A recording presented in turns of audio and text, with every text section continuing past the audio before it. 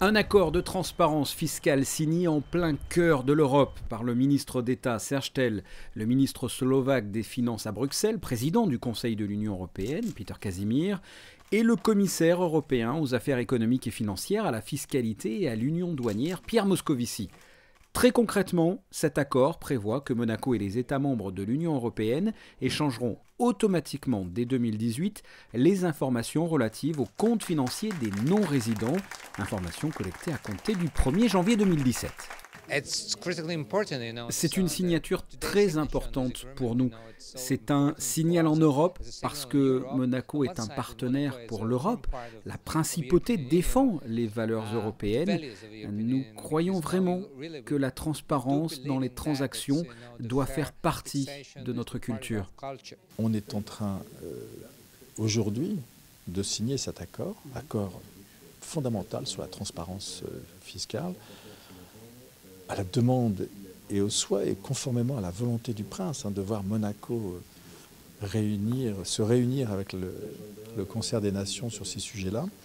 Mais on signe en parallèle et dans la même continuité de cette volonté de voir Monaco faire partie de cette grande famille de l'Europe, on continue les négociations avec l'Union européenne. La signature de cet accord est un élément important qui sera pris en compte évidemment dans la négociation, puisque parmi les autres sujets, nous souhaitons, nous, Monaco, disparaître des listes discriminatoires des États membres, et cet accord va nous le permettre. Cette signature s'inscrit dans un processus continu de transparence et constitue un nouvel exemple de la politique de la principauté dans le domaine de la lutte contre l'évasion et la fraude fiscale internationale. Désormais, Monaco est un partenaire de confiance.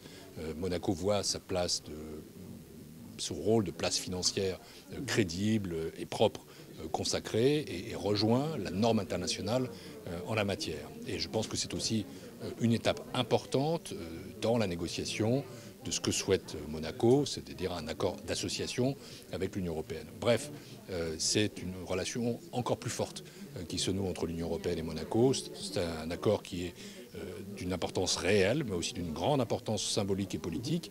Il a été porté par les autorités monégasques, que j'avais eu l'occasion de m'en entretenir avec le prince quand je m'étais rendu à Monaco en février. Il est aujourd'hui signé par le ministre d'État et il manifeste cette volonté de rapprochement. Monaco participe ainsi à l'instauration d'une transparence fiscale totale et d'une coopération systématique entre les administrations fiscales au niveau européen. Elle adopte la norme commune de déclaration élaborée par l'OCDE à la demande du G20 et utilisée par l'Union européenne. Ces échanges respecteront strictement la confidentialité et la protection des données qui sont primordiales pour les professionnels et leurs clients. Cette signature concrétise une négociation qui a duré un peu moins de 3 ans entre une délégation monégasque et les représentants de l'Union européenne.